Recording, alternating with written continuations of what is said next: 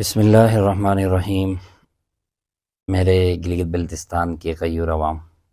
آپ سے مخاطب ہوں۔ آج 2 دن سے ہمارے گلگت بلتستان کی جو اسمبلی ہے، اس میں ہمارے اراکین اسمبلی کے اندر جس بل کو لے کر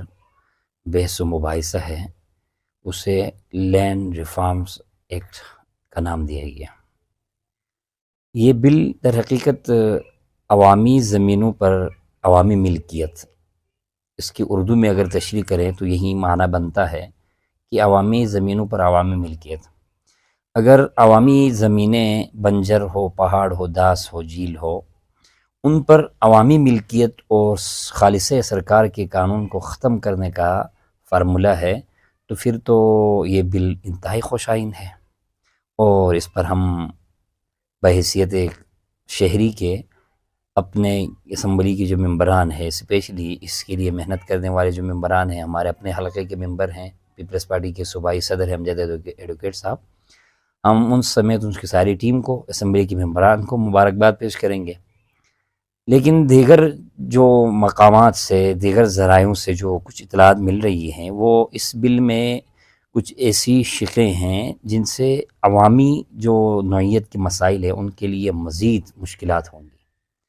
کچھ ایسے قوانین ہیں جس طرح کے بعض لوگوں کا کہنا ہے کہ ڈی سی اگر کوئی ایک فیصلہ کر لے، کوئی قانون لاگو کر لے کہیں پر، تو اس کو چیلنج نہیں کیا جا سکتا کہیں پر، کسی کورٹ میں، کسی ادارے میں۔ تو یہ اور اس طرح کی دیگر چند چیزیں ہیں جو ہم بل کو بغور مطالعہ پر کرنے کے بعد، بل کو پڑھنے کے بعد کسی نتیجے پر پہنچ سکتے ہیں۔ قبل از وقت بل کی مخالفت یا بل کی حمایت، یہ غالباً میرے انداز سے احمقانہ کوئی فیصلہ ہوگا۔ اس لیے تمام جو مذہبی طبقات ہیں ان سے میری گزارش ہوگی کہ بالکل بلا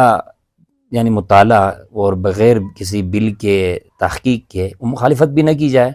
اور بغیر تحقیق کے بل کی حمایت بھی نہ کی جائے۔ تو ظاہراً جو لگ رہا ہے کہ بل مناسب بل ہے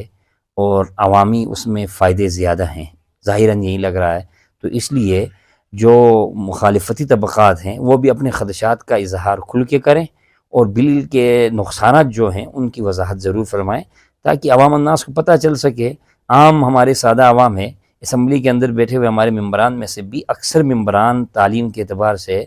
کم تعلیم والے حضرات ہیں، ان کی علمی استطاعت، علمی صلاحیت، قانون کے لحاظ سے، قانونی پیچیدگیوں کو سمجھنے کے لحاظ سے اس لیول کی نہیں ہیں کہ وہ اس بل کے جو نقصانات ہیں اس کو